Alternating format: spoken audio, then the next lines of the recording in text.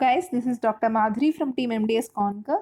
Now, topic for the discussion is a pharmacology topic, that is analgesics, which includes both the opioid analgesics and also the non-opioid analgesics. So this is the contents of this thing. So in the introduction, you can write a few things or a few important points regarding the pain. You can write the pain definition. Then pain may be of an acute pain or a chronic pain. And these are the clinically categorized pain versions like superficial pain, deep non-visceral pain, referred pain, and neuropathic pain or a psychogenic pain. You can mention just the names. And there are of nociception. Nociception means the physiologic process by which pain is perceived, and this nociceptors are specialized peripheral neurons. So you can mention those important points regarding the pain in introduction part. Then coming to the analgesics, and drugs which relieve the pain without the loss of consciousness are called as analgesics. And this analgesics can be can be done by the prevention or relief of artificially induced pain on the human volunteers.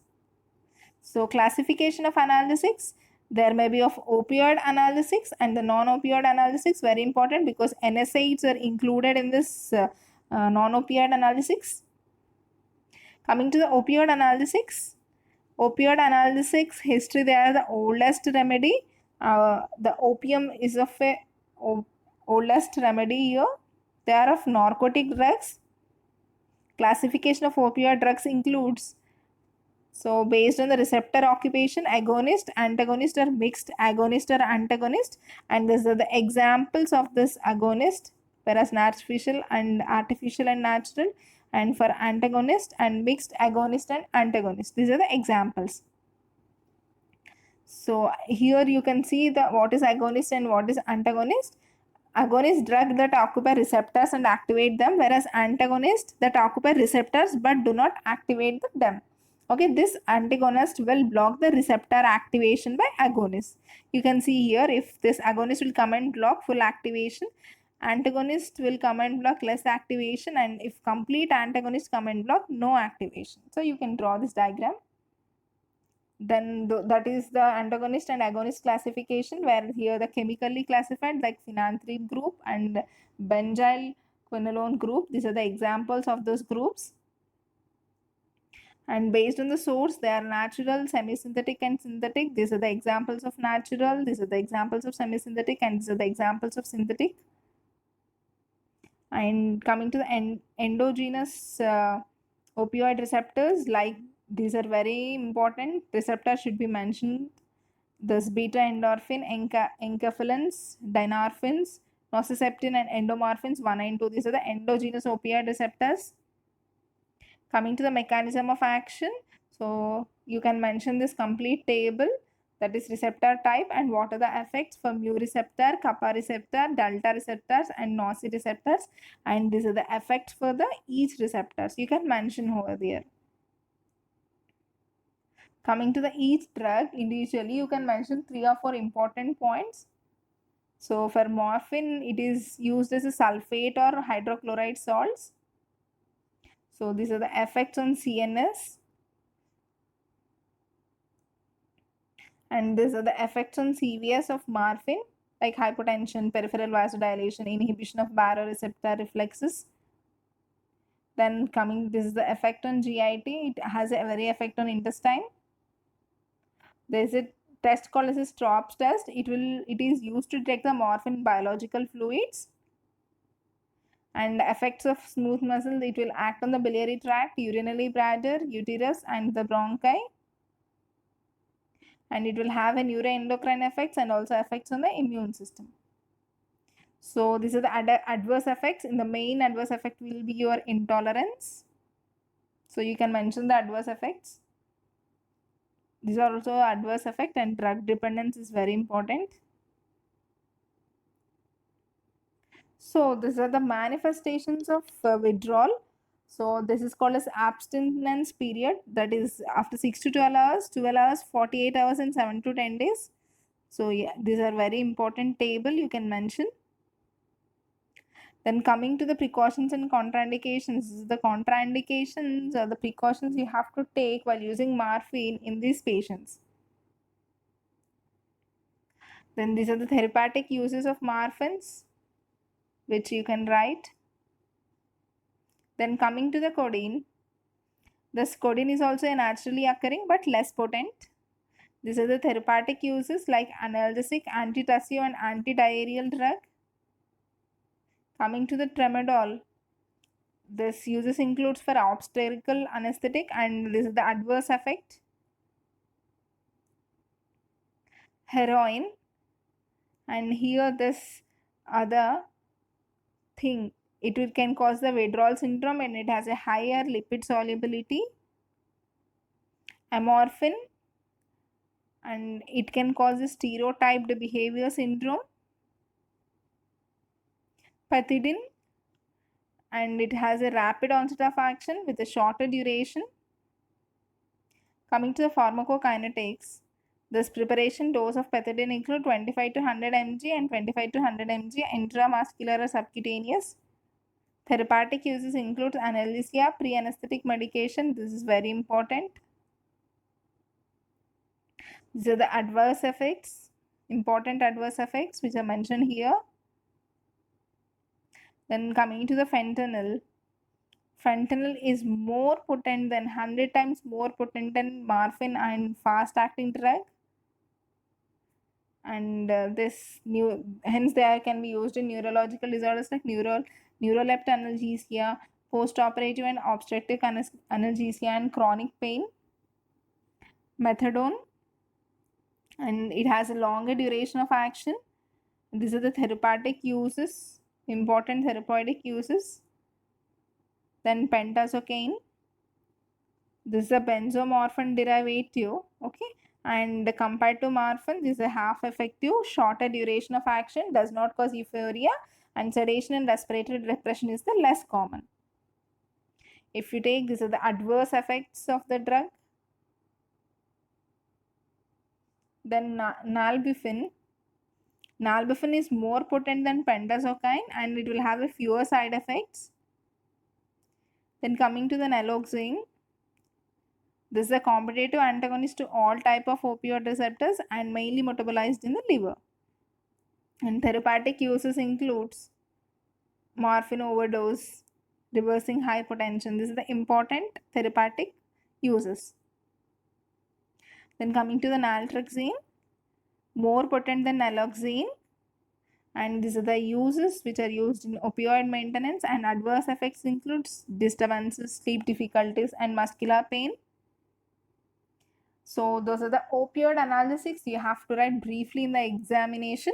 Then coming to the non-opioid analgesics which are important, that include the NSAIDs.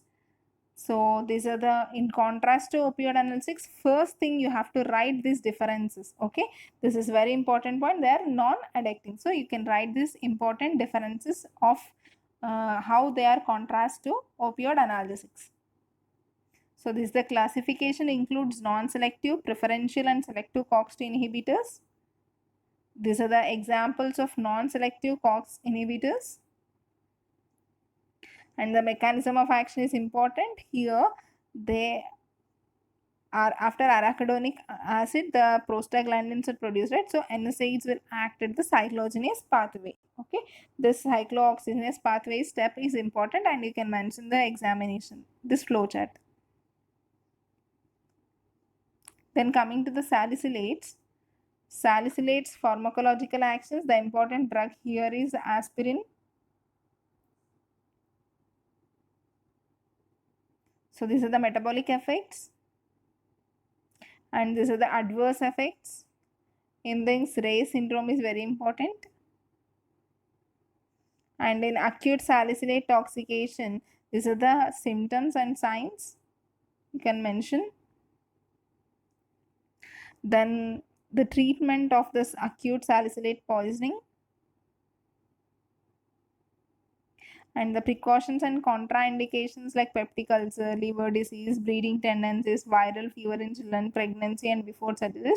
It is there, you have to use with the precautions and they are mostly relatively contraindicated. Then coming to the preparation and dosages, these are the important preparation and dosages of this aspirin. Then these are the therapeutic doses which can be used as they can be used as an antiplatelet or a arthritis or analgesic, antipyretic, anti-inflammatory and other drugs. So that is regarding the aspirin. Then coming to para-aminophenol derivative, which includes the paracetamol. So it will have a hepatic and renal toxicity. These are the preparation, dosages and uses. Then coming to pyrazolone derivatives, phenylbutazone is the example. So it has a anti-inflammatory drug, potent anti-inflammatory drug. So these are the adverse effects you can mention here, and this is the uses. Then oxyphenobutazine and analgin and propionate, these are the other group of drugs in this category. Then coming to indoloacetic acid derivatives, and these are the pharmacological actions. They are like analgesic and antipyretic action also, and this have a quick reduction in the reduction of pain in the rheumatoid arthritis. These are the adverse effects. These are the uses, which includes rheumatoid arthritis, gout, ankylosing spondylitis, psoriatic arthritis, and closure of patent ductus arteriosus. Then aryl acetic acid, so diclofenac, it will have the 3 effects. So these are the adverse effects of the diclofenac and therapeutic uses. Then coming to the ketorolac, it has a longer duration of action and also inhibits the platelet function.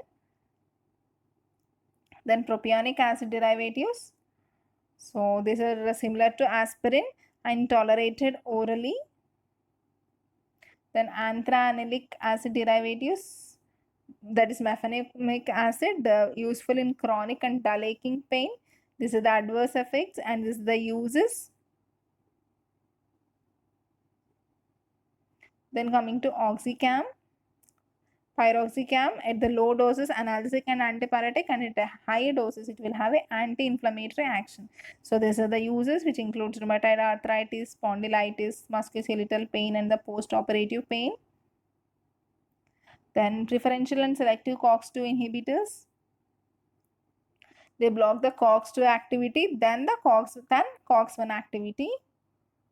So the important is that this will have a few amount of gastric ulcer formation or a less gastrointestinal symptoms when compared with the previous group. Coming to celecoxib, do not affect the platelet aggregation is very important. Nimesulide, it is a banned drug, but you can mention this drug is banned in India. So the sulfonamide compound, and which will have a weak inhibition of the prostaglandin synthesis, and it inhibits the function of leukocytes, antihistamine and anti-allergic, well observed orally, but this drug is banned. Then coming to the applied aspects, what you can mention is like opioids are less effective than NSAIDs and are suitable for dental, less effective than NSAIDs, and this NSAIDs is suitable for the dental pain. And you have to write that opioid should be avoided in pregnancy and codeine should be avoided in the renal dysfunction. Then NSAID, it is the choice of drug in second trimester of pregnancy, and aspirin and paracetamol should not be given in nephropathy. In asthmatic patients, aspirin and paracetamol are avoided. Drugs in the management of chronic pain, other than this NSAIDs and opioids, all these drugs are used in the management of the chronic pain. Then what are the adjuvant drugs? That means the drugs which have supplement the action of analgesics. Okay, they are like steroids, depressants, muscle relaxants, epileptics and antidepressants. All these drugs have a supplement action and act as a adjuvant drugs. And there are even few topical preparations like ketoprofen and diclofenac, which you can mention. And even the local drug adhesive systems like delivery systems like mucoadhesive creams. They are available like transdermal patches, medicated chewing gums, dissolving tablets and lozenges, adhesive patches and powders, and mouthwashes. So these are the important local drug delivery systems which are used for this analgesics. And finally these are the references of the video. And so this is the brief outline of the analgesics and how to write in your examination. So if they give up about the analgesics in dentistry, you have to write both about the opioid analgesics and non-opioid analgesics. Remember this. Only if they give analgesics, don't write only the NSAIDs. Even the answer should include non-opioid analgesics also. Thank you everyone. Have a great day.